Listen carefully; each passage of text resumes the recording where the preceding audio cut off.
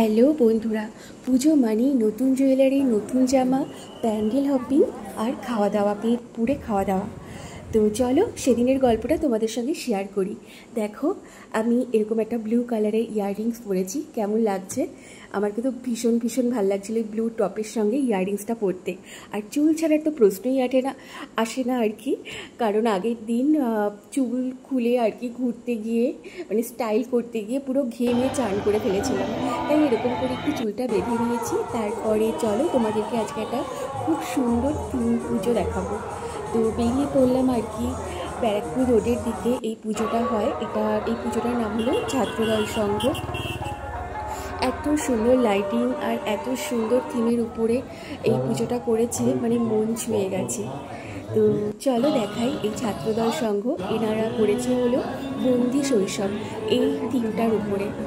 সত্যি তো আগেকার দিনে আমরা কত খেলতাম, কত রকমের খেলা আর কি, কানামাছি, কাবাডি, তারপরে লুকোচুরি, কত রকমের খেলা। কিন্তু এখন কিন্তু সেই খেলাগুলো বাচ্চাদেরকে মানে দেখাই যায় না। সেই খেলার মাঠ নেই, সেই পরিবেশ নেই, সবাই সবার বাড়িতে থাকে আর সবাই কীরকম ফোনে বন্দি হয়ে গেছে। আগেকার দিনগুলো অনেক ভালো ছিল।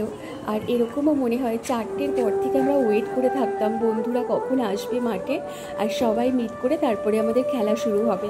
আর যদি কোনো দিন মা বেরোতে না দিত, মানে মন খারাপ এতটাই বেশি হতো যে রাত্রে আর পড়তামই না। তো সেই দিনগুলো খুব মনে পড়ছে। সেই দিনগুলো অনেক অনেক ভালো ছিল। আজকের এই মানে ফোনে আটকা জীবনের থেকে অনেক অনেক ভালো ছিল সেই দিনগুলো। তো দেখো এরকম একটা পুজো, আর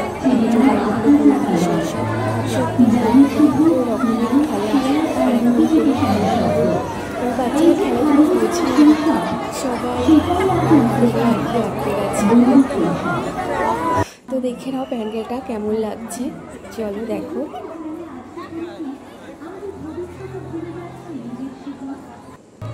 আর এখানে মায়ের রূপটা ছিল একদম সিম্পল, খুব সুন্দর আর কি প্রতিমা। আর চারিদিকে কত বই ছিল, আর এই বইগুলো দেখে মনে পড়ে গেছে মানে ছোটোবেলায় পড়ার বইয়ের মধ্যে এই গল্পের বইগুলো লুকিয়ে লুকিয়ে পড়তাম।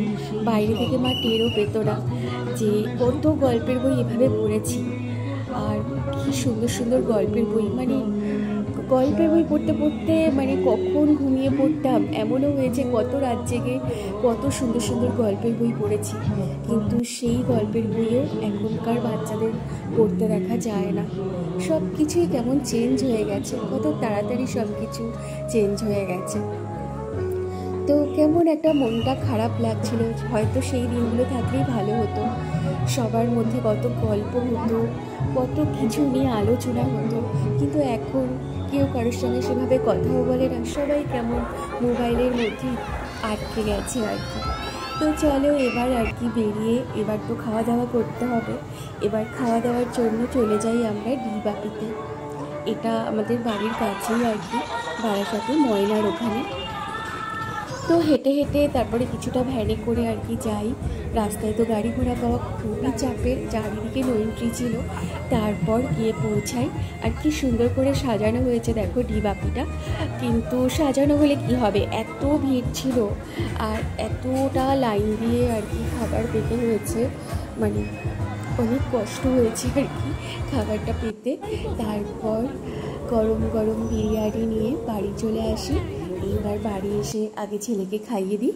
তো দেখাই চলো তোমাদেরকে কি কি অর্ডার করেছিলাম। মাটন বিরিয়ানি নিয়েছিলাম 2টো, আর একটা চিকেন চাপ, আর একটা কোল্ড ড্রিঙ্কস, আর সঙ্গে তো স্যালাড ছিলই। তো এরকমই কাটলো আর কি সেদিনের পুজোটা। তো কেমন লাগলো জানিও বন্ধুরা, ভালো লাগলে লাইক কমেন্ট করো। Thanks for watching.